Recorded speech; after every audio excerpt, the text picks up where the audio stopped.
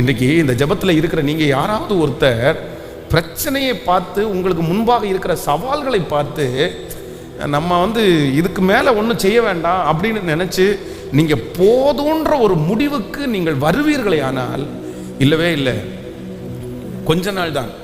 அந்த போராட்டத்தினுடைய நாட்கள் முடிந்ததற்கு பிறகு அதனால் நீங்கள் பெற்றுக்கொள்ளுகிற ஆசீர்வாதம் கண்டிப்பாக சொல்கிறேன் பெரியவைகளாக இருக்கும். அதை பார்த்து போதுன்ற ஒரு முடிவுக்கு வந்துடாதீங்க. இந்த சவால்களை பார்த்து அவ்வளோதான், இதுக்கு மேலே நம்மளால் தாங்க முடியாதுன்ற ஒரு சூழ்நிலைக்குள்ளே நீங்கள் வந்துடாதீங்க. அதை நிறுத்திடுவேன் இது அப்படின்ற ஒரு சூழ்நிலைக்குள்ளே நீங்கள் வந்துடாதீங்க. நான் நம்புகிறேன் இந்த தீர்க்கதரிசி அப்படி தான் இருக்கிறார். என்ன அப்படின்னு சொன்னால், ஆண்டவர் அவருடைய ஓட்டத்தை முடிக்கல, அவருடைய ஊழியத்தை முடிக்கல. அவருக்கு இன்னும் வெகு தூரம் பிரயாணத்தை கத்தர் வச்சிருக்கிறார், வெகு தூர ஊழியத்தை கத்தர் வச்சிருக்கிறார். ஆனால் இந்த சவாலை சந்தித்து எல்லாரும் அமைதியாக இருக்காங்களே, நான் மட்டும் எதுக்கு பாடுபடணும், நான் மட்டும் எதுக்கு நிற்கணும்? அதான் அவன் சொல்கிறாரு. இவர் என்ன சொல்கிறார், நான் போதும், நான் பயந்தது போதும், நான் இந்த மாதிரி நான் ஒருத்த மட்டும் எதுக்கு பண்ணணும் அப்படின்னு சொல்லி, போதும் கர்த்தாவே என் ஆத்துமாவை எடுத்துக்கொள்ளும் அப்படின்ற ஒரு வார்த்தையை சொல்கிறார். உங்கள் மனசுக்குள்ளே இருக்குமே ஆனால், யாராவது ஒருத்தர் நீங்கள் ஒருவேளை அப்படிப்பட்ட ஒரு இருதயத்தோடு கூட நான் இனி போராடுறதுக்கு நான் விரும்பலை, போதும், நீங்கள் உங்களையே குறைத்து கொண்டு, உங்களுடைய தாளந்துகளை குறைத்து கொண்டு, உங்களுடைய வேகத்தை நீங்கள் குறைச்சிட்டு, உங்களுடைய ஜெபத்தை நீங்கள் குறைச்சிட்டு, உங்களுடைய செயல்பாடுகளை எல்லாம் குறைச்சிட்டு, அப்படியே இதையே நான் சமாளித்து இருந்தால் போதுன்ற ஒரு முடிவுக்கு வந்தால், ஆண்டவர் உங்களை பார்த்து என்ன சொல்கிறார்ல, இல்லை, இந்த சவால்களை பார்த்து ஒரு நாள் அந்த வார்த்தையை நீ சொல்லாத. நீ போக வேண்டிய தூரம் வெகு தூரம், நீ பண்ண வேண்டிய பிரயாணம் இன்னும் நிறைய கர்த்தர் வைத்திருக்கிறார். அந்த சவால்கள் அப்படித்தான் இருக்கும், அந்த போராட்டம் அப்படித்தான் இருக்கும், அந்த பிரச்சனை அப்படித்தான் இருக்கும். ஆனால் கொஞ்ச நாளைக்குள்ளாகவே அது உங்களுக்கு லெகுவாக மாறிவிடும். கொஞ்ச நாளைக்குள்ளாகவே அது உங்களை பலப்படுத்தும். கொஞ்ச நாளைக்குள்ளாகவே அது உங்களை நிர்மூலமாக்காது என்கிறதை நீங்கள் கண்டுகொள்ளுவீர்கள், நீங்கள் உணர்வீர்கள். சோர்ந்து போகிறவனுக்கு அவர் பலன் கொடுத்து சத்துவம் இல்லாதவருடைய சத்துவத்தை பெருக பண்ணுகிற கர்த்தர், தீர்க்க தரிசனமாய் கர்த்தர் வாக்கு கொடுக்கிறார். இந்த போராட்டத்தை பார்த்து போதும் கர்த்தாவே அப்படி என்று நீங்கள் சொல்ல வேண்டியதே இல்லை. கர்த்தர் வாக்கு கொடுக்கிறார், இந்த போராட்டத்தையும் தாண்டி இல்லை, கர்த்தர் எனக்கு குறித்திருக்கிறதை, எனக்கு சொன்னதை, என்னை கொண்டு அவர் செய்யக்கூடியது ஒன்று கூட தடை செய்யாமல் மொத்தத்தையும் செய்து முடிக்கக்கூடிய ஒரு பலனை கர்த்தர் எனக்கு தரப்போகிறார். நம்புறவர்கள் கரங்களை தட்டி அந்த பலன் இப்பொழுது இந்த உபவாச ஜெபத்தில் உங்களுக்கு முழுவதுமாய் கடந்து வரட்டும். நல்ல கைகளை தட்டி ஸ்தோத்திரம். கர்த்தாவே, அத்தனை சவால்களையும் அத்தனை பிரச்சனைகளையும் மேற்கொண்டு நான் நிற்பதற்கு கர்த்தர் எங்களுக்கு பலன் தருவீராக. ஹல்லேலூயா. நம்முடைய மனதுக்குள்ளே எப்பொழுதுமே ஆண்டவருடைய பிள்ளைகளுக்கு இந்த போதும் என்கிற மனதுடனே கூடிய தெய்வ பக்தி, அதை நம்ம இதில் கொண்டு வரக்கூடாது. ஆனால் நம்முடைய சவால்களை பார்த்து உங்களுடைய தரிசனங்களை எப்பொழுதும் நீங்கள் என்ன பண்ணிடக்கூடாதுன்னா, ஒரு காலத்திலையும் ஸ்டாப் பண்ணிடவே கூடாது. ஆமேன் சொல்லுங்கள்.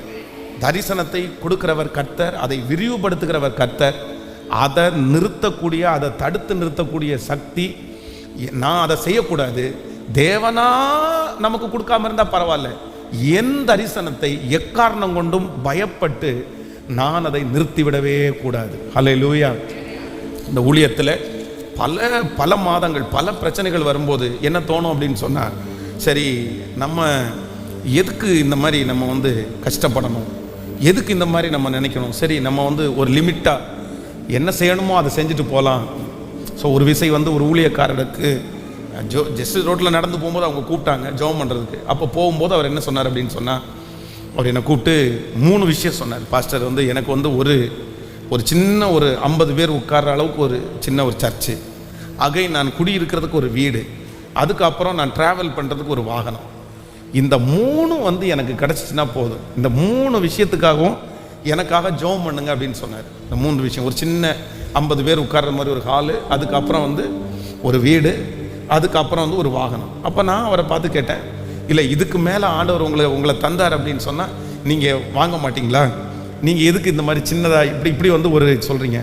உடனே அவர் அடுத்த வார்த்தை என்ன சொன்னார் அப்படின்னு சொன்னால், அவ்வளோ பெருசாக போராடுறதுக்கு நான் விரும்பலை, அது வேண்டாம், அதுக்கு எனக்கு இன்ட்ரெஸ்ட் எல்லாம் இல்லை, நான் எதுக்கு அவ்வளோ பெருசாக போராடணும், வேண்டாம், எனக்கு வந்து இது இருந்தால் போதும், இது தேவையானது, இதுக்கு மேலே இது மனரம்யத்தில் நம்ம சேர்த்துக்க முடியாது.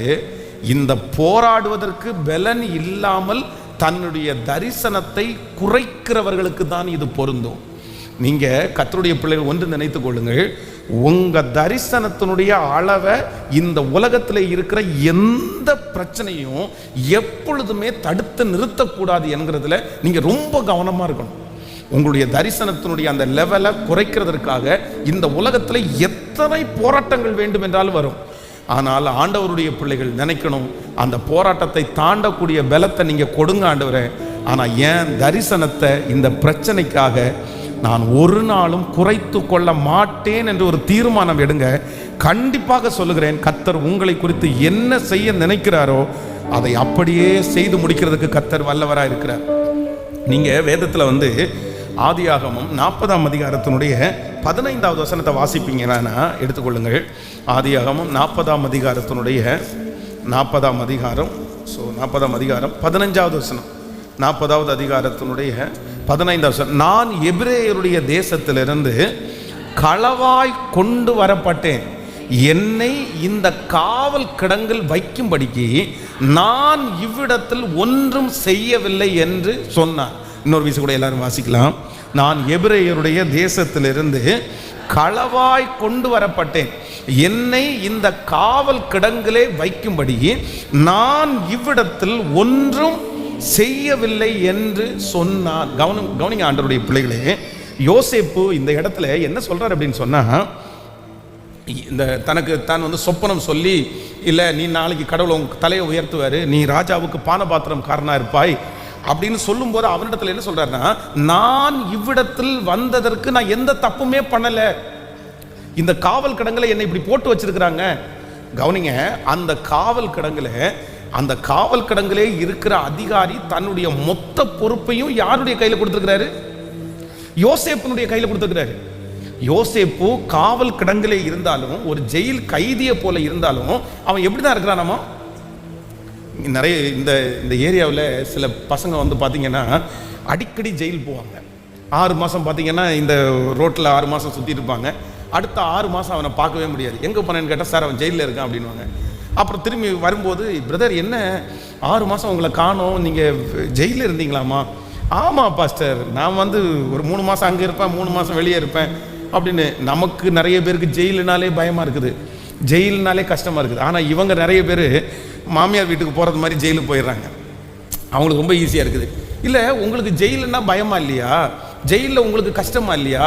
உங்களுக்கு அந்த சாப்பாடெல்லாம் கஷ்டமா இல்லையா? ஐயோ பாஸ்டர், நீங்கள் வேற, அங்கே நமக்கு ராஜ வாழ்க்கை, அங்கே வந்து மணி அடித்தா நமக்கு சாப்பாடு, அங்கே வந்து எல்லா பசங்களும் இருப்பாங்க. என்ன அப்படின்னா, சில பேர் வந்து இதை பழக்கமாகவே வச்சிருக்கிறாங்க. ஏன் அப்படின்னா, இங்கே இருந்தால் வந்து சில நேரத்தில் வந்து அவங்க என்ன பண்ணணும் அப்படின்னு சொன்னால் வேலை செய்யணும், சம்பாதிக்கணும். ஆனால் அங்கே போகும்போது இந்த அப்படி கேள்விப்பட்டதை சொல்கிறேன், போலீஸில் இருக்கிற சிலர் வந்து சில கைதிகளையே அவங்க என்ன பண்ணுறாங்கன்னா தங்களுக்கு சப்போர்ட்டிவாக வச்சுக்கிறாங்க. சில பெரிய ரவுடிகளை பிடிக்கணும் அப்படின்னு சொன்னால் யாரை வச்சு தான் பிடிக்க முடியும்? சில பிரச்சனையை கண்டுபிடிக்கணும்னு சொன்னால் இந்த மாதிரி இருக்கிறவங்கள வச்சு கண்டுபிடிக்க முடியுமா? அதுக்காக இவர்களே அவர்களை கூப்பிட்டு ஒரு 3 மாதம் அவங்களுக்கு பார்த்தீங்கன்னா அங்கே எந்த பிரச்சனையும் இல்லை. இவர்கள் செய்கிற தப்புக்காக உள்ளே போகிறது மாதிரி இல்லை. இவங்க சும்மா ஜஸ்ட் வந்து ஒரு சின்ன கேஸ் போட்டு உள்ளே போய் ஒரு 6 மந்த் இருந்துட்டு சில வேலைகள் எல்லாம் முடிச்சுட்டு அந்த மாதிரி. அப்போது வந்து அது அவங்களுக்கு ரொம்ப பிடிச்சி போயிடுச்சு. அது வந்து அங்கே இருக்கிறவங்க நிறைய பேர் இருக்காங்க.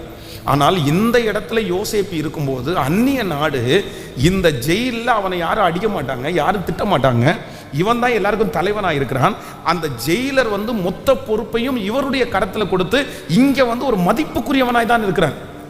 ஆனால் தான் காப்பாற்றப்படுவதற்கு தன்னுடைய பானபாத்திரக்காரன் தலைவரிடத்தில் சொல்கிறான், நான் இந்த இடத்திற்கு வருவதற்கு ஒரு தவறும் செய்யவே இல்லை, நான் இங்கே சேஃப்டியாக இருக்கிறது நல்லது, எனக்கு ஒரு நல்ல சேஃப்டி ஆண்டவர் கொடுத்துட்டாரு, இதுக்கு மேலே நான் போய் எதுக்கு பாடுபடணும்? இங்கே வெளியே போனால் அந்த பிரச்சனையை வந்து சமாளிக்க நமக்கு பலன் இல்லை, யாராவது பொய்யா நமக்கு சொல்லிடுவாங்க, ஏற்கனவே ஒரு இடத்துல நம்ம வந்துட்டோம், நம்ம அந்நிய நாட்டில் வந்திருக்கிறோம் அப்படின்னு நினச்சி அந்த ஜெயிலுக்குள்ளேயே இருந்துடாதபடி அவன் மனசு என்ன சொல்லுது அப்படின்னு சொன்னால், தேவன் எனக்கு கொடுத்திருக்கிற தரிசனத்தை நிறைவேற்றுவதற்கு, எந்த பிரச்சனையும் சமாளிப்பதற்கு நான் ஆயத்தமா இருக்கிறேன். கையை உயர்த்தி எல்லாரும் சொல்லுங்க, அப்பா பார்த்து, ஆண்டவரே நீர் எனக்கு கொடுத்திருக்கிற தரிசனத்தை நிறைவேற்றுவதற்கு. இந்த ஜெபத்தில் யாரோ ஒருத்தர் அப்படி இருக்கலாம்.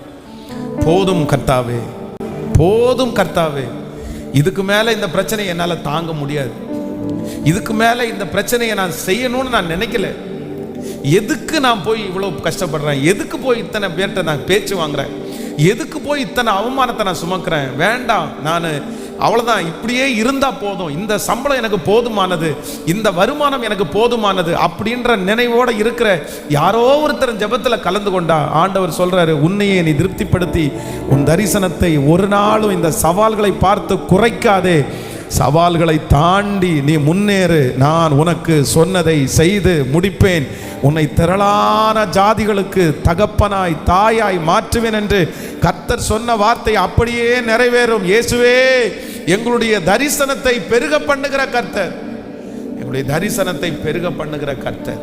ஹல்லேலூயா. அப்போ நம்பர் 4, 4வது, உங்க மனசுல எப்பொழுதுமே ஒன்று நினைத்து கொள்ளுங்கள், சவால்கள் உங்களுக்கு விரோதமாய் வரும்போது நீங்க எதுல கை வச்சிடக்கூடாதுன்னா, தரிசனத்துல ஒரு நாளும் நீங்க கை வச்சிடவே கூடாது. உங்களுடைய வளர்ச்சியில நீங்க ஒரு நாளும் கை வச்சிடவே கூடாது. இவங்க இத்தனை திட்டுறாங்களே, இவங்க இத்தனை பேசுறாங்களே, ஸோ நம்ம கொஞ்சம் நிறுத்திக்கலாம், நம்ம கொஞ்சம் பின்னாடி இருக்கலாம், நம்ம கொஞ்சம் அமைதியா போலாம்.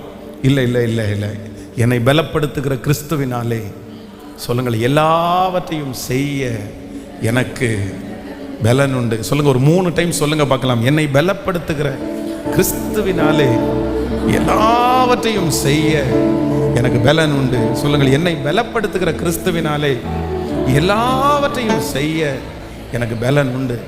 நீங்கள் வேலை செய்கிற இடமா இருக்கலாம், நீங்கள் குடியிருக்கிற இடமா இருக்கலாம், நீங்கள் சம்பாத்தியம் பண்ற இடமா இருக்கலாம், அங்க சில பிரச்சனை வந்த உடனே நீங்க உடனே உங்களுடைய தரிசனத்தை நீங்க என்ன பண்ணக்கூடாதுன்னா குறுக்கி கொள்ளவே கூடாது. நான் சொல்றது எத்தனை பேருக்கு புரியுது? உங்களுடைய தரிசனம் நாளுக்கு நாள் விரிவாகி கொண்டு போகணுமே தவிர, உங்க தரிசனத்தினுடைய எல்லை பெரிதாகி கொண்டு போகணுமே தவிர, தரிசனத்தினுடைய எல்லையை எப்பொழுதும் ஒரு ஆண்டவருடைய பிள்ளைகள் குறைச்சிடவே கூடாது, குறைச்சிடவே கூடாது. அல்லேலூயா. உங்களுக்கு பலன் தருவார், உங்களுக்கு சத்துவத்தை தருவார். உங்களை கொண்டு கர்த்தர் ஆரம்பித்ததை கண்டிப்பாக கர்த்தர் முடிப்பார். உங்களை கொண்டு பெரிய காரியங்களை கர்த்தர் செய்வார். நான் நினைப்பதற்கும் வேண்டிக் கொள்வதற்கும் மிகவும் அதிகமாய் செய்கிற கர்த்தர் என்னோடு கூட கர்த்தர் இருக்கிறார். ஹல்லேலூயா. ஒரு ஜெபம் பண்ணிடலாமா எல்லாரும்? எதுக்கு ஜெபம் பண்ண போறோம்னா, ஆண்டவரே எனக்கும் என்னுடைய பிள்ளைகளுக்கும் என்ன பண்ணணும்னா, இந்த போராட்டத்தை பார்த்து என் தரிசனத்தை நான் என்ன பண்ணக்கூடாதுன்னா குறைச்சிடவே கூடாது. பாருங்க, இந்த HR போஸ்ட் ஒரு வாலிப தம்பிக்கு ஒரு IT கம்பெனியில் HR போஸ்டிங் ஒன்று கிடைக்கிறது. இந்த HR போஸ்ட் அப்படின்னு சொல்கிறது எல்லாரையும் கைக்குள்ளே வச்சு எல்லாரையும் மோட்டிவேட் பண்ணி அப்படி நடத்தணும். ஆனால் நிறைய ஒர்க்கர்ஸ் இந்த பையனை ஏற்றுக்கவே இல்லை. இல்லை, நாங்கள் ஒன்று ஏற்றுக்க மாட்டோம் அப்படின்னு சொல்லி ஏற்றுக்கலை. அதனால இவனுக்கு பயங்கரமான பிரச்சனை ஆகுது. உடனே இவன் என்ன பண்ணிட்டான் அப்படின்னு சொன்னால், அந்த போஸ்ட் ஆரம்பிக்கும் போது நம்ம HR போஸ்ட் இன்னைக்கு வந்துட்டோம், அதை விட பெருசாக நம்ம செய்யணும், நம்மவே ஒரு யூனிட்ஸ் ஆரம்பிக்கணும், நம்ம 10 பேருக்கு வேலை கொடுக்கணும், இந்த மாதிரி ஒரு தரிசனத்தோடு எங்கிட்ட ஜெபம் பண்ணிட்டு அந்த வேலையில் போய் ஜாயின் பண்ணுறான். பாஸ்டர், இது எனக்கு தகுதியே இல்லை, ஆண்டவர் கிருபையாக கொடுத்துருக்கிறாரு, ஆண்டவர் என்ன ரொம்ப நம்புறாரு, நான் இப்படி ஆயிடுவேன் அப்படி ஆயிடுவேன், கர்த்தர் என்ன அப்படியெல்லாம் கொண்டு போயிடுவார் அப்படின்னு நினச்சான். அந்த வேலை ஸ்தலத்தில் அவனுக்கு ரொம்ப சவால் அதிகமாக இருந்ததுனால ஒரு நாள் திடீர்னு என்ன பண்ணிட்டான் அப்படின்னு சொன்னால், தன்னுடைய ஆஃபீஸுக்கு மெயில் போட்டு, எனக்கு இந்த HR போஸ்ட் வேண்டாம், எனக்கு சாதாரணமாக இதுக்கு முன்னாடி கொடுத்த சம்பளம் எனக்கு போதுமானது, நான் ஒரு ஒர்க்கராக இருந்துடுறேன் அப்படின்னு சொல்லிட்டு மெயில் போட்டுட்டு என்கிட்ட வரான்.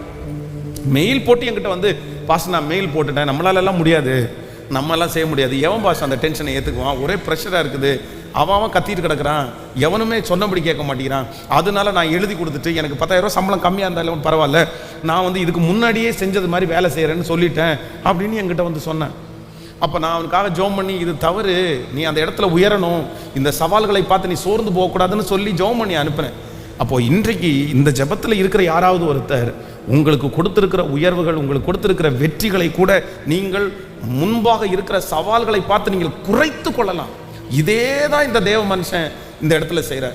இவர் ஆண்டவர் நம்பினது பெரிய காரியத்திற்காக நம்பினார். ஆனா ஏசபேல் என்கிற அந்த மனுஷனுடைய சவாலை பார்த்த உடனே தன்னையே குறுக்கி கொண்டு, போதும் கர்த்தாவே, போதும் கர்த்தாவே, நான் என்னத்தை போய் போராடுறதுக்கு, எனக்கு போராடலாம் முடியாது, போராடலாம் முடியாது. அப்படியே பின்னாடி திரும்பி வந்துட்டான். இப்படி யாராவது ஒருத்தர் குறைத்து கொண்டீர்களே ஆனால் ஆண்டவர் சொல்லுகிறார், இல்லை, நான் உன்னை பலப்படுத்துகிற கிறிஸ்து, உங்களுக்குள்ள தரிசனத்தை வைத்தவர் கர்த்தர், உங்களுக்குள்ள அந்த விஷனை வைத்தவர் கர்த்தர், உங்களை அந்த பாதையில் நடத்தினவர் கர்த்தர், கர்த்தர் அந்த ஆரம்பத்தை கொடுத்தவர் கர்த்தர், தரிசனத்தை துவக்கிறவரும் முடிக்கிறவரும் அவர்தான். இந்த பிரச்சனையை பார்த்து ஒரு நாளும் நீங்க கவலைப்பட வேண்டாம், சோர்ந்து போகவும் வேண்டாம். ஆண்டவர் வாக்கு கொடுக்கிறார், இல்லை, நான் உன்னை பலப்படுத்துவேன். நீ போக வேண்டிய தூரம் வெகு தூரம், நீ பண்ண வேண்டிய பிரயாணம் இன்னும் நிறைய இருக்கிறது. கர்த்தர் சொல்லுகிறார், நீ பண்ண வேண்டிய பிரயாணம் பெரிய தூரம் பிரயாணம் பண்ணணும். இந்த சவால்களை சந்திப்பதற்கு, இதை தாண்டுவதற்கு ஆண்டவர் உங்களுக்கு பலன் தருவார். இது லகுவாய் மாறும். நீ சிறிய காரியத்தை செய்யும்படியாய் அழைக்கப்பட்டவன் அல்ல, நீங்களும் நானும் பெரிய காரியத்தை செய்யும்படியாய் அழைக்கப்பட்டவர்கள். கர்த்தர் உங்களை கொண்டும் என்னை கொண்டும் பெரிய காரியத்தை செய்ய போகிறார். நான் உன்னை கொண்டு செய்யும் காரியங்கள் அது பெரியவைகளாயிருக்கும், பெரியவைகளாயிருக்கும். ஆமென் சொல்லுங்கள். இந்த ஜெபத்தில் யாராவது ஒருத்தர் ஒருவேளை சூழ்நிலை நிமித்தமாய் உங்களுடைய தரிசனத்தை நீங்கள் குறைத்து கொண்டீர்களே ஆனால், இன்று மறுபடியும் ஆண்டவர் உங்களுக்கு ஒரு புதிய கிருபையை கர்த்தர் தர்றாரு. உங்க தரிசனத்துக்கு கர்த்தர் உரம் போடுகிறார். இந்த தரிசனத்தை கர்த்தர் இன்னைக்கு மறுபடியும் ஸ்டார்ட் பண்றாரு. கர்த்தர் மறுபடியும் உங்களுக்கு புதுப்பித்து கர்த்தர் சொல்கிறார், இல்லை, நான் உன்னை கொண்டு நினைத்ததை கண்டிப்பாக செய்து முடிப்பேன். அல்லேலூயா. உதாரணத்துக்கு சொல்றேன், ஒரு சின்ன வீடு, ஒரு ரூம் கட்டுறாங்கன்னு வைங்களேன். இந்த வீடு கட்ட ஆரம்பிக்கும் போது கண்டிப்பாக இந்த வீடு ரூம் இந்த மாதிரிலாம் கட்டுனீங்க அப்படின்னு சொன்னா, எந்த புதிய ப்ராஜெக்ட் ஆரம்பிச்சாலும் கண்டிப்பாக அதன் நிமித்தமா என்ன வரும் சொல்லுங்களேன்? ஒரு மன உளைச்சல் வரும். கடந்த நாட்களிலே ஒரு பிரதர் வீடு கட்டிட்டு இருக்காங்க. அப்போ அவர் ஜோம் பண்றதுக்காக வந்தார். எப்படி பிரதர் போயிட்டு இருக்கு அப்படின்னு கேட்டேன். கேட்ட உடனே, ஐயோ பாஸ்டர், வாழ்க்கையில் இதுதான் ஃபர்ஸ்ட் டைம், வாழ்க்கையில் இதுதான் பாஸ்டர் ஃபர்ஸ்ட் அண்ட் லாஸ்ட். ஐயோ, நம்மளால முடியாது பாஸ்டர். எத்தனை பேருடைய ஏச்சு, எத்தனை பேர் பேச்சு, டென்ஷன் ஆகுது. எனக்கு நோயே வந்துருச்சு பாஸ்டர். இதை எப்போ இந்த வேலையை ஆரம்பிச்சேனோ அதுலேருந்து அவ்வளோதான் டென்ஷன். அங்கே பிரச்சனை பண்ணுறாங்க, இங்கே பிரச்சனை பண்ணுறாங்க, இவங்க வர மாட்டேங்கிறாங்க, அவங்க பாட்டுக்கு வர மாட்டேங்கிறாங்க, சும்மா தான் பெரியவங்க சொன்னாங்க போல அப்படின்னு சொல்கிறாரு. அவ்வளோதான், இனி நான் செய்யவே மாட்டேன், முடிஞ்சிட்டு, இனி என் வாழ்க்கையில் இந்த வேலையை எடுக்கவே மாட்டேன் அப்படின்ற மாதிரி. இல்லை, ஆண்டவருடைய பிள்ளை, இது ஒரு உதாரணத்துக்கு நான் சொன்னேன். இதே போல உங்களுடைய வாழ்க்கையிலே ஆண்டவர் கொடுத்திருக்கிற தரிசனத்தை நீங்க முன்னாடி எடுத்து வைக்கும்போது பிரச்சனைகளை பார்த்து அவ்வளோதான், நான் இனி எடுக்கவே மாட்டேன், நான் இனி செய்யவே மாட்டேன், நான் இனி முயற்சி எடுக்க மாட்டேன்னு நீங்க நினைக்காதீங்க. ஹல்லேலூயா. அதை எருசலேமை அவர் ஸ்திரப்படுத்தி அதை புகழ்ச்சியாக்கும் வரைக்கும் அவரை அமர்ந்திருக்க விடாதிருங்கள். ஆமேன் சொல்லுங்கள். விசுவாசிக்கிறீர்களா இல்லையா? ஆமேன். எங்களுடைய சின்ன அக்காவுக்கு திருமண காரியங்களுக்காக பொண்ணு பார்க்க போகும்போது நிறைய மாப்பிள்ளை பார்த்தீங்க அப்படின்னு சொன்னால் அப்படியே ரிட்டன் போயிட்டே இருப்பாங்க. அப்போ நான் ரொம்ப சின்ன வயசு தான், நானே கேட்பேன், இத்தனை பேர் வர்றாங்கல்ல, இனி யாரையுமே வர சொல்ல வேண்டாம். எங்கள் அக்கா ஒரு பக்கத்தில் சொல்லுவாங்க, இல்லை யாரையுமே வர சொல்ல வேண்டாம், யாருமே என்னை பார்க்க வேண்டாம், ஆண்டவர் கொண்டு வந்தால் கொண்டு வரட்டும், இல்லைன்னா வேண்டாம் அப்படின்னு அவங்க சொல்லுவாங்க. ஆனால் எங்கள் அம்மா அப்பா என்ன பண்ணாங்கன்னா, எப்படியாவது யாரையாவது ஒருத்தர்கிட்ட சொல்லி வாரத்துக்கு ஒரு 2 பேரை பார்க்க வச்சிருவாங்க. ஏன் அப்படின்னு சொன்னால், 23 வயசாச்சா 22 வயசாச்சா அவங்கள கல்யாணம் பண்ணி என்ன பண்ணிடணும், செட்டில் பண்ணிடணும். இல்லை அப்படின்னு சொன்னால் அவங்களுக்கு லேட் ஆயிடுச்சு அப்படின்னு சொன்னால், அப்போ பாருங்க, அந்த கிராமத்தில் அவங்க இருக்கிறாங்க, அவங்களுக்கு அவ்வளோ படிப்பு அந்த மாதிரிலாம் எதுவும் இல்லை. ஆனால் அந்த ஏஜில் அந்த பிள்ளையை எப்படியாவது நம்ம கஷ்டப்பட்டு நம்ம அவமானப்பட்டால் கூட பரவாயில்ல, அதுக்கு வேண்டிய ஒரு மாப்பிள்ளையை பார்த்து நம்ம கல்யாணம் பண்ணி வைக்கணுன்ற அந்த எண்ணம் பாருங்களேன் அவங்களுக்குள்ள. அப்புறம் பார்த்தீங்கன்னா ஆண்டவருடைய கிருபையினால தயவுனால செட் ஆகி அந்த திருமணம் வெற்றியாகி முடிந்தது. அப்போது ஆண்டவருடைய பிள்ளைகள் ஒன்று நினைத்து கொள்ளுங்கள், சில எதிர்மறை சில அவமானங்கள் வர்றதுனால நம்ம என்ன பண்ணணும்னா, நம்ம என்ன பண்ணக்கூடாதுன்னா ஒதுங்கி ஓரமாக இருந்துடக்கூடாது. விசுவாசிக்கிறீங்களா இல்லையா? எத்தனை பேர் ஆமோதிக்கிறீங்க? இந்த தள்ளுவண்டி கடை நிறைய பேர் ஆரம்பித்து, இந்த தள்ளுவண்டி ஒரு தள்ளுவண்டி பார்த்தீங்க அப்படின்னு சொன்னால் ஒரு 15,000 20,000 வரும்னு வைங்களேன். இந்த தள்ளுவண்டி கடையை கொண்டு போய் ஒரு இடத்துல ரோட்டுக்கு ஓரத்தில் நீங்கள் போட்டு இட்லி கடை ஆரம்பிச்சிங்கன்னா ஃபஸ்ட்டு பிரச்சனை எங்கே வரும் தெரியுமா?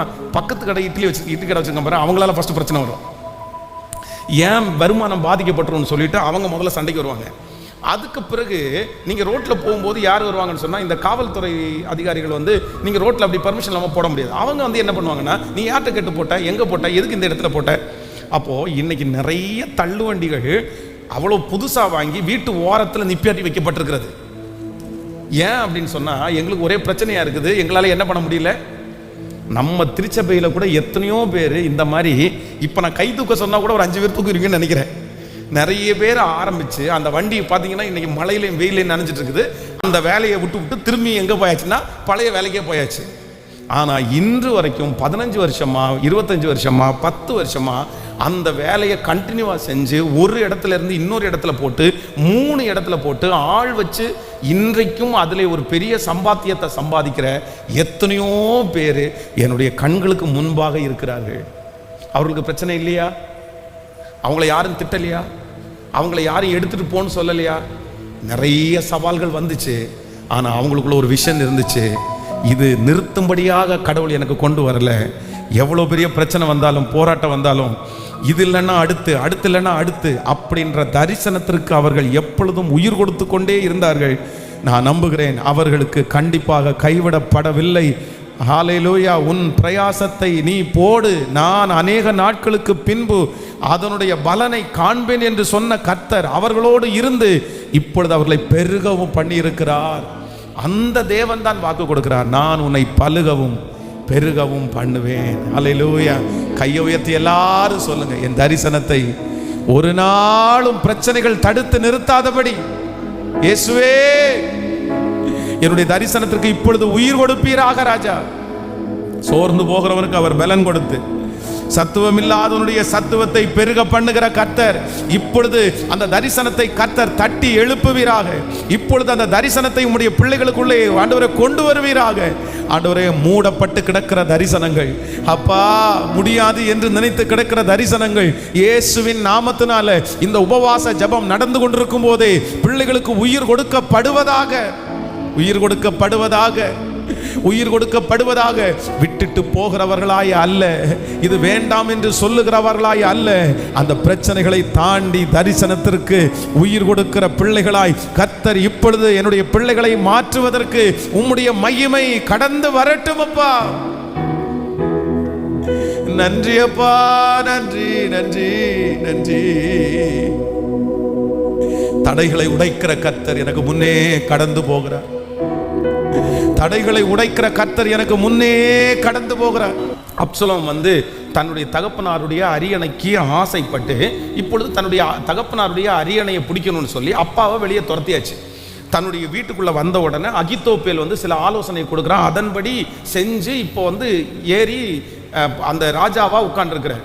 இப்போ தாவீது என்கிற இந்த ராஜா இறந்தாதான் இவனுக்கு முழுமையான ராஜ பொறுப்பு கிடைக்கும்.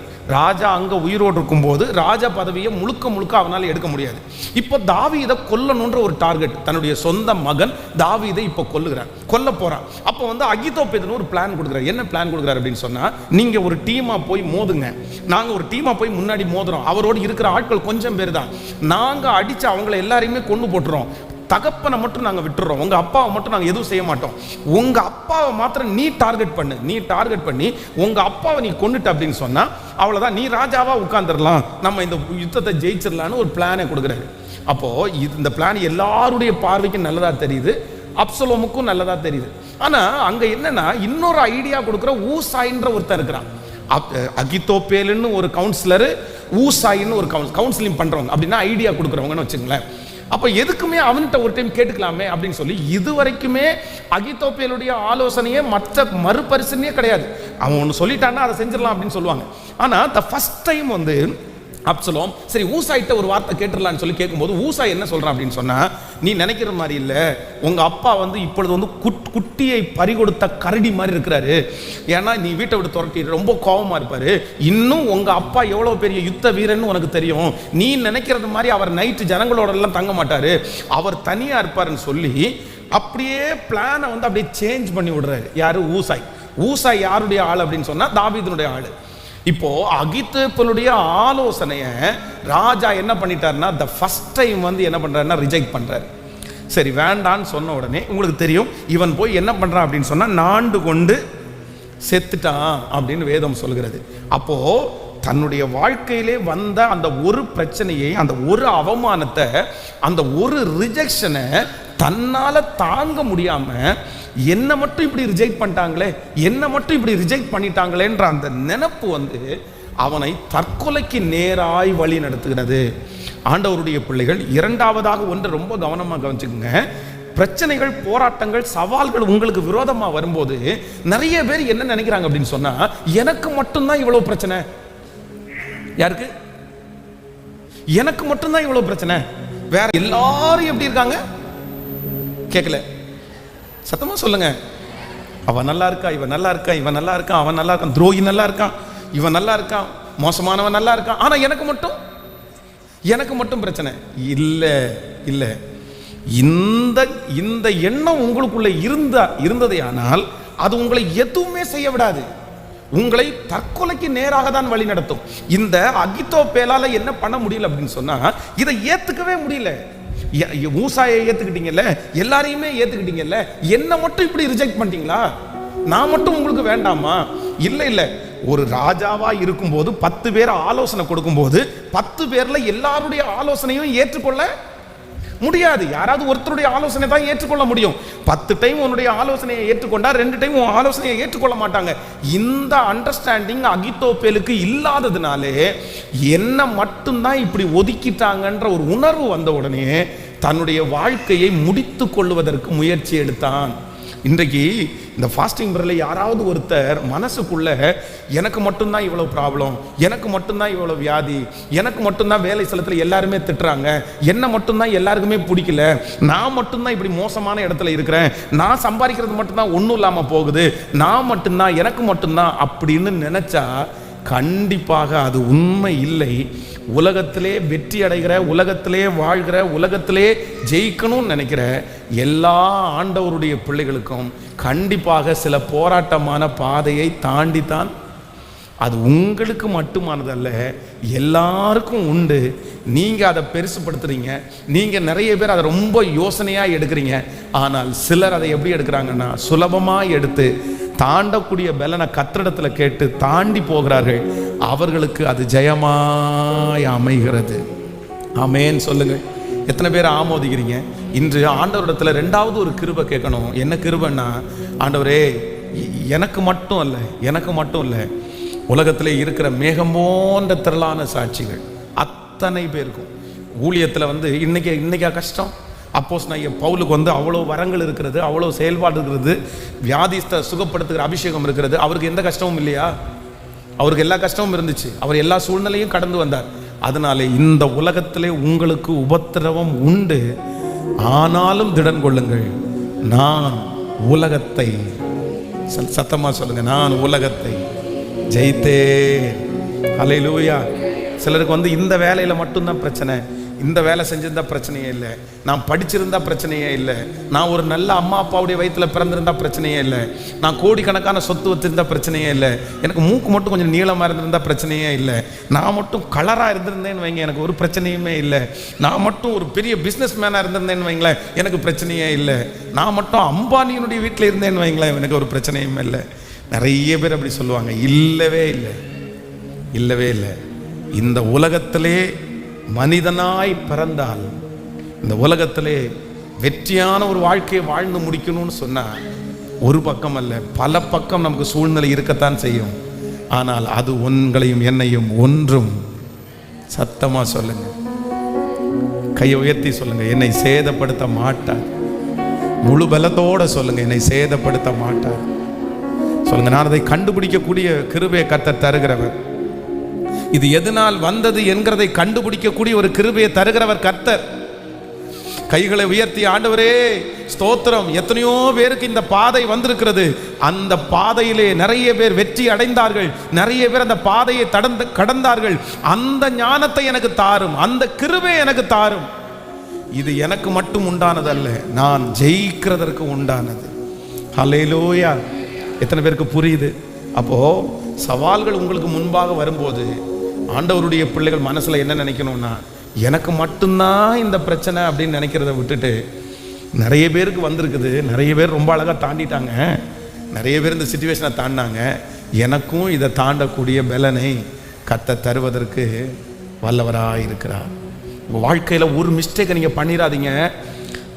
சவுல் ராஜா செய்த ஒரு பெரிய தவறு என்ன அப்படின்னா, சவுல் கொன்றது 1000, தாவீது கொன்றது 10000ன்னு பாருன உடனே இவருக்கு உடனே மனசுக்கு என்ன தோணுச்சு அப்படின்னு சொன்னா, இவங்க எல்லாரும் சேர்ந்து என்ன ரிஜெக்ட் பண்றாங்க, என்ன ரொம்ப குறைவா பார்க்குறாங்க, என்ன கஷ்டப்படுத்திட்டாங்கன்னு, எனக்கு மட்டும்தான் இந்த அவமானம் அப்படின்னு நினைச்சாரு. ஆனா இதே அவமானம் யாருக்கு வந்திருக்குது? தாவீது ராஜாவாகும் போது அவனுக்கும் வந்திருக்குது. அது எல்லாருக்குமே வர்றதான். ஆனால் இதை கையாளுகிறதுக்குரிய ஞானத்தை கர்த்தர் உங்களுக்கு கிருபையாய் தருவார். ஹல்லேலூயா. சிஸ்டர், பிரதர், இன்று கர்த்தர் உங்களோட கர்த்தர் பேசுகிறார். இந்த ஃபாஸ்டிங் ப்ரேயருக்கு ஒருவேளை இந்த சத்தத்தை கேட்டுக்கொண்டிருக்கும் போது நீங்க நினைக்கலாம், பாஸ்டர் இது எனக்கு மட்டும்தான் அப்படின்னு நான் நினைச்சேன். எனக்கு மட்டும்தான், என்னை மட்டும் ஏன் கர்த்தர் விசேஷமா இப்படி நடத்துறாரு, எனக்கு மட்டும் ஏன் இப்படி எதுவுமே சரியாக மாட்டேங்குது, எனக்கு மட்டும் இந்த வழியா, மற்றவங்களுக்கு எல்லாருக்கும் நல்ல வழியா, என்னை தவிர மற்றவங்க எல்லாருமே சிரிக்கிறாங்க, என்னை தவிர மற்றவங்க எல்லாருமே சந்தோஷமா இருக்கிறாங்க, அப்படியெல்லாம் உங்க மனசு தோணுச்சுன்னா ஆண்டவர் உங்களுக்கு வாக்கு கொடுக்கிறார். இல்லை, இந்த உலகத்திலே இருக்கிற ஆயிரக்கணக்கான ஜனங்கள் இந்த பாதையில தான் கடந்து வர்றாங்க. இந்த பாதையிலே நான் உனக்கு ஞானத்தையும் கிருபையும் சத்துவத்தையும் உனக்கு கொடுத்து அழகாய் உன்னை நடத்தி உன்னை ஜெயிக்க பண்ணி உன்னை வெற்றியாய் நடத்தி கொண்டு வருகிற கர்த்தராகிய நான் நம்புறவங்க கைகளை மேல தட்டி அந்த கிருபை இப்பொழுது உண்டாகட்டும் சொல்லுங்கள். அந்த கிருபை இப்பொழுது எங்களுக்கு உண்டாகட்டும் ஆண்டவரே, அந்த கிருபை இப்பொழுது எங்களுக்கு உண்டாகட்டும். கிருபை எங்களுக்கு உண்டாகட்டும். எங்களுக்கு மட்டுமல்ல, பரிசுத்தவான்கள் தாண்டின சூழ்நிலைகளை எங்களுக்கும் தாண்டக்கூடிய பலத்தை தருகிற கர்த்தர் நல்லவராகவே இருக்கிறார். ஆமென்.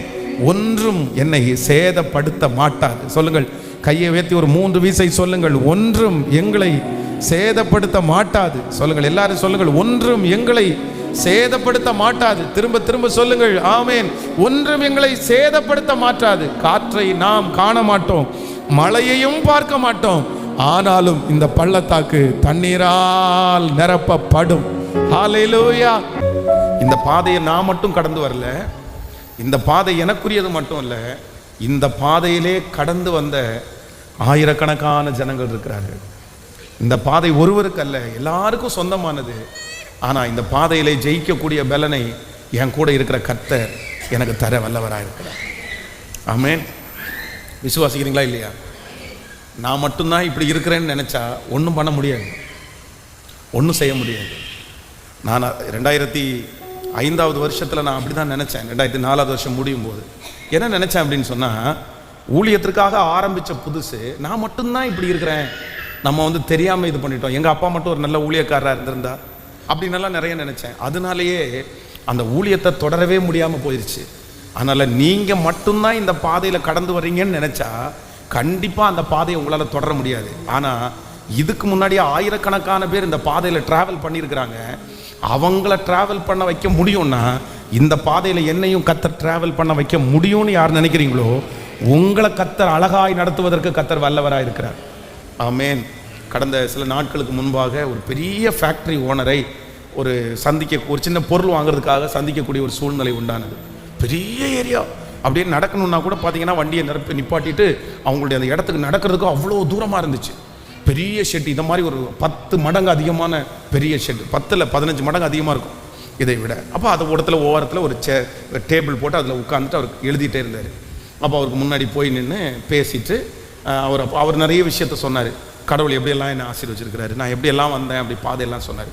அப்போ முடிச்சுட்டு அந்த இடத்த திரும்பும்போது ஒரு பெரிய ஃபோட்டோ ஒன்று போட்டு தோற்றம் மறைவுன்னு போட்டிருந்தாங்க. ஒரு சிஸ்டர், ஒரு 40 வயது மதிக்கத்தக்க ஒரு சிஸ்டருடைய ஃபோட்டோவை போட்டு அதில் மாலையெல்லாம் போட்டு அப்படி இருந்துச்சு.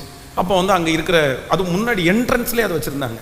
அப்போ நான் அந்த அங்கே ஒர்க் பண்ணுற ஒருத்தரை பார்த்து கேட்டேன், இவங்க யார், இவங்களுடைய ஃபோட்டோவை முன்னாடி வச்சுருக்கிறாங்க, இவங்க இறந்துட்டாங்க, தோற்றம் மறைவுன்னு போட்டுருக்குது. அப்போ அவர் அவங்க ஒரு ஷாக்கான விஷயம் சொன்னாங்க, ஓனருடைய மனைவி அப்படின்னாங்க.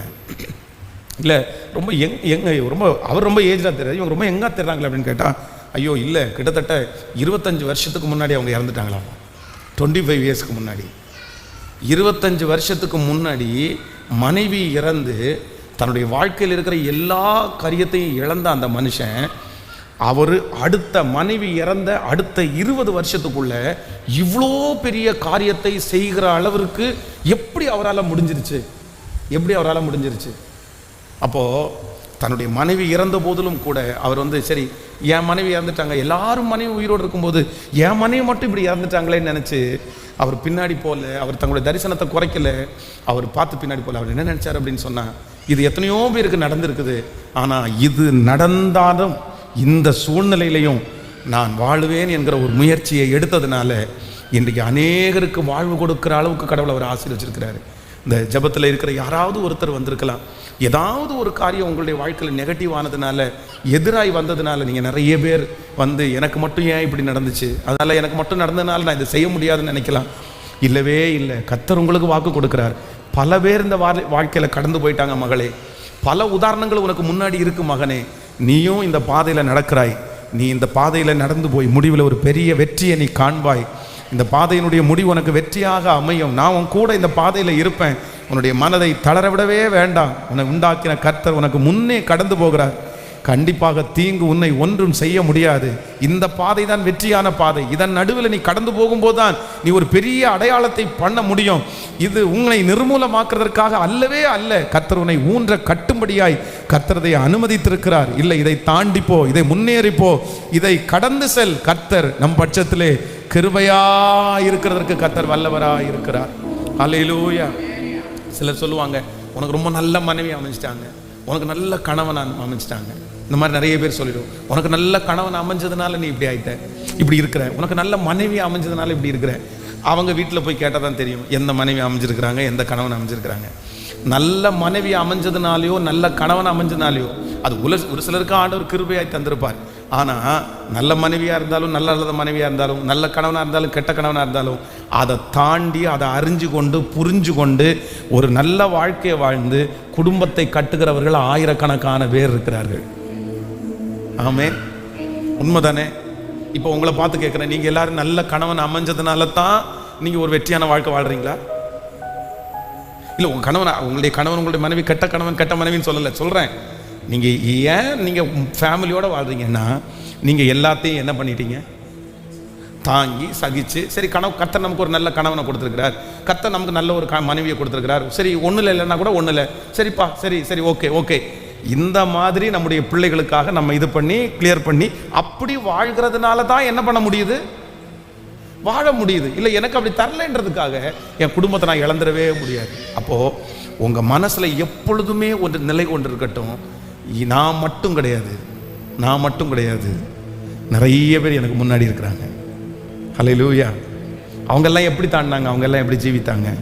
கர்த்தர் உங்களையும் கிருபையாய் நடத்துவதற்கு வல்லமையுள்ளவராக இருக்கிறார். நான் வந்து இந்த மன அழுத்தத்தினால ரொம்ப பாதிக்கப்பட்டு தூக்கம் வராமல் கஷ்டப்படும் போது என்ன யோசிச்சேன் அப்படின்னு சொன்னால், எனக்கு எல்லாரும் தூங்குவாங்க. பொதுவாகவே பார்த்தீங்க அப்படின்னு சொன்னால், நான் தூக்கம் வராத நாட்களிலே ஊட்டிலேருந்து ஒரு பாஸ்டரை கூப்பிட்டேன் எனக்கு ஜெபம் பண்ணுறதுக்கு. பாஸ்டர், இன்றைக்கி வந்து ராத்திரி முழுக்க எனக்காக ஒரு ஆல் நைட் ப்ரேயர் இருந்து ஜெபம் பண்ணுவீங்களா அப்படின்னு சொன்னால், அவரும் ஒரு 2-3 உடன் ஊழியர்கள் வந்து ஜெபம் பண்ண ஆரம்பித்தாங்க. ஒரு 11 மணிக்கு ப்ரேயர் ஸ்டார்ட் பண்ணோம். 11 மணிக்கு ப்ரேயர் ஸ்டார்ட் பண்ணி பாஸ்டர் ஜெபம் பண்ணி 12:30 அந்த பாஸ்டர் என்ன பண்ணிட்டார் அப்படின்னா, அவருக்கு ரொம்ப தூக்கம் வந்துச்சு.